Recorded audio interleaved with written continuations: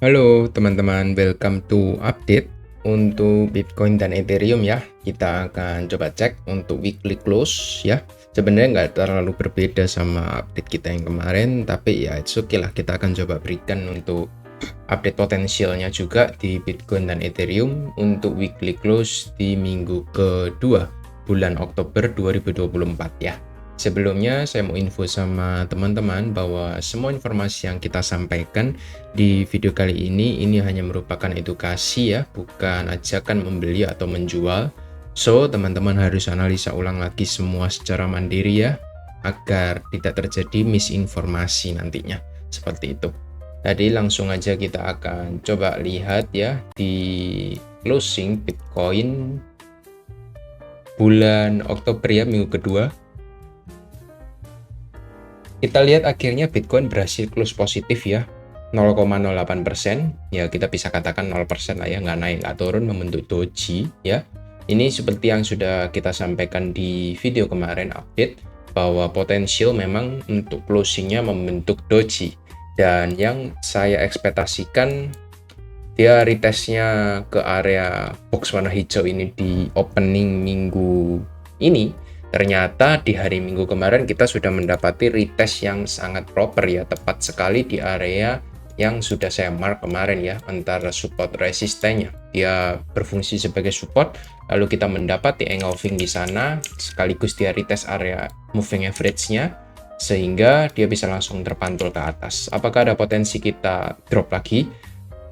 Mungkin ada ya, karena memang secara, kalau teman-teman yang pakai chart pattern ya, di sini ada potensial memang ketika kita gagal untuk membentuk higher high lebih tinggi lagi, ada potensial kita membentuk head and shoulder di sana. Tapi kalaupun kita harus turun lebih dalam lagi dari 62.000, mungkin kita akan mengejar yang namanya weekly open low-nya ya. Weekly open low itu seperti apa? Teman-teman bisa lihat ya di ekor-ekor yang terjadi di beberapa 2 minggu terakhir ini, dia akan selalu mencari area low-nya dulu, dan ada potensial kita akan mencari area low-nya untuk yang ketiga kalinya ya di minggu ini. Ya kita mungkin ada potensi untuk turun dulu sekitar 4% ya di area low-nya, sehingga ya memang teman-teman bisa ekspektasikan untuk spare jaga-jaga kalau kita harus turun sampai sana. Jadi 62.000 ya mungkin teman-teman bisa spare sampai area yang sudah saya mark di 57.000 sampai area 60.000 nanti. 60.000 kan di sini ya kurang lebih ya, sampai 57.000 teman-teman bisa spare sampai sana. Mungkin kita bisa untuk turun sharp ya, setelah itu kita akan rebound dengan signifikan, itu juga masih possible untuk skenario nya seperti itu, karena memang kita masih opening week ya. Jadi pembukaan minggu itu biasanya akan mengejar untuk low-nya dulu sebelum dia akan kembali naik. Jadi itu masih satu skenario yang cukup possible menurut saya. Tapi ya so far so good ya, kemarin kita sudah sampaikan bahwa area box warna hijau ini berpotensi untuk di retest, dan dia sudah retest. Ya saya ekspektasikan saya maunya juga dia bisa langsung naik ya, nggak perlu turun lagi ya, karena memang kita sudah mendapati konfirmasi yang cukup banyak di sana ya. Di sini kita mendapati ada inverse head and shoulder, lalu ini sudah retestnya proper, tinggal kita nanti lihat breakoutnya seperti apa gitu ya. Targetnya teman-teman nggak bisa mulu-mulu ya, targetnya ya di area order block di atas ini sekitar 65.700 itu bisa menjadi target selanjutnya, seperti itu. Kurang lebih itu untuk Bitcoin-nya. Di daily time frame-nya kemarin hammer ya, good. Saya suka sih untuk closing-nya hammer, meskipun memang kita low volume ya kemarin ya, Sabtu Minggu ya, lumrah nggak ada institusi, jadi pasti low volume untuk Sabtu Minggu. Tapi ya para market maker kecil bermain ya, dia bermain dengan range yang cukup terbatas untuk hari Sabtu dan Minggunya, seperti itu. Lalu kita lihat untuk Ethereum closing weekly sama seperti Bitcoin ya, dia juga reject closingnya tapi lebih bagus ya, plus 1,1%, sehingga dia ada potensi untuk lanjut juga ke atas seperti yang kita sudah mark sama-sama di video kemarin ya. Target pertama di atas 2500-2600, target kedua 2700, target ketiga 2760.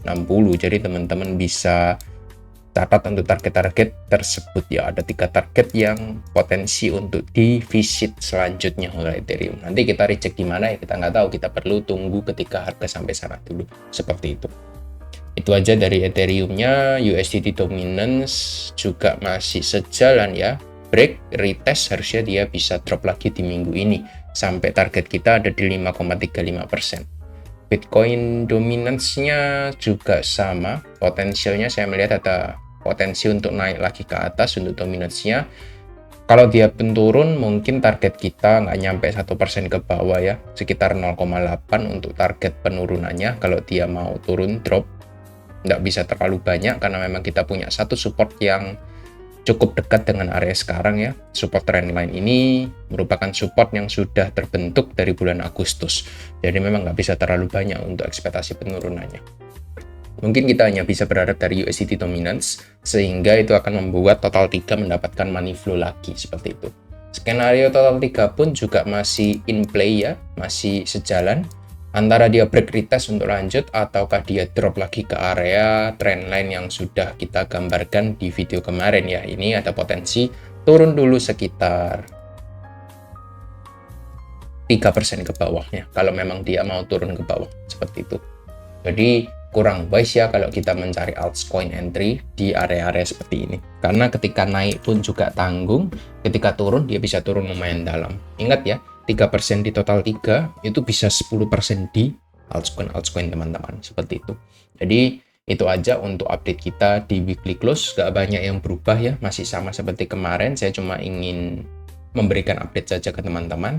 Mungkin nanti kita akan update di beberapa hari mendatang setelah kita mendapatkan konfirmasi harga di area-area tertentu dan juga setelah ada muncul di news di minggu ini, seperti itu. Jadi itu aja, thank you semua dan see you next video, bye bye.